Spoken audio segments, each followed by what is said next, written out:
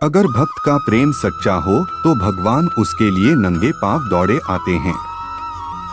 वही बात जब कन्हैया की हो तो कहने की क्या। अपने भक्तों के लिए वह न जाने कितने रूप धरते हैं और कितनी ही अनगिनत लीलाएं कर चुके हैं, जिनका प्रमाण हमारे धार्मिक ग्रंथों में मिलता है। ऐसी ही एक रोचक कथा है जब कन्हैया ने अपने भक्त के लिए एक अनोखा काम किया। तो आइए जानते हैं इस बारे में विस्तार से। पौराणिक कथा के अनुसार एक बार की बात है, किसी नगर में एक राजा ने एक मंदिर बनवाया जिसमें श्री कृष्ण की एक मूर्ति भी रखवाई, लेकिन उसकी कभी पूजा नहीं की। पूजा करने के लिए मंदिर में एक पुजारी को रखा गया।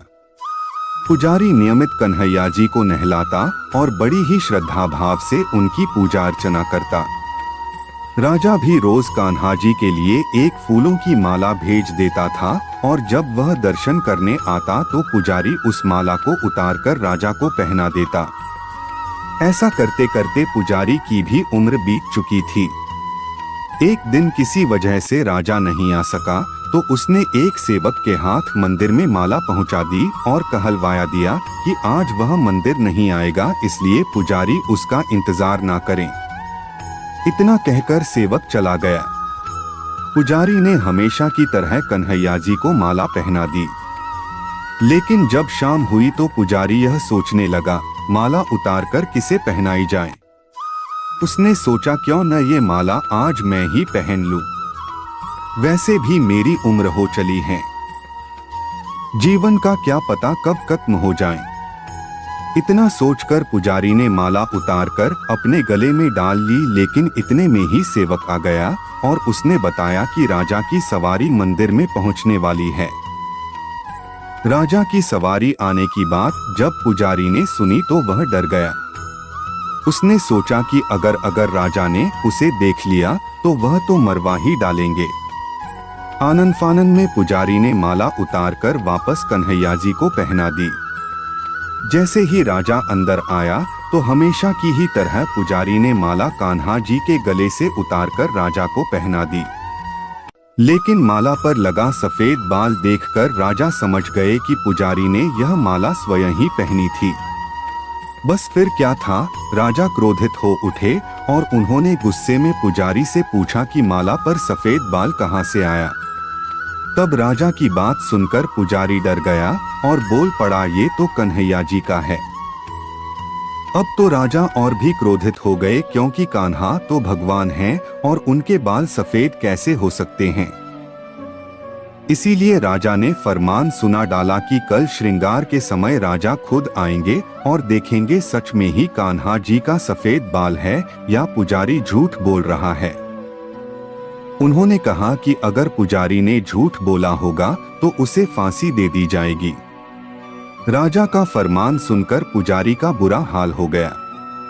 उसने सोचा अब क्या करें, कहां जाए, अब तो उसका मरना तय है। तब रोते रोते वह भगवान की शरण में पहुंचा और उनसे कहा कि हे केशव, मुझसे झूठ बोलने का अपराध तो हुआ है, लेकिन हो सके तो मुझे क्षमा कर दें और राजा से रक्षा करें। पुजारी ने कहा कि हे माधव, आपकी सेवा करते करते करते मैं वृद्ध हो चुका हूँ। अब आप मुझे माफ कर दीजिए, ऐसी गलती दोबारा नहीं होगी।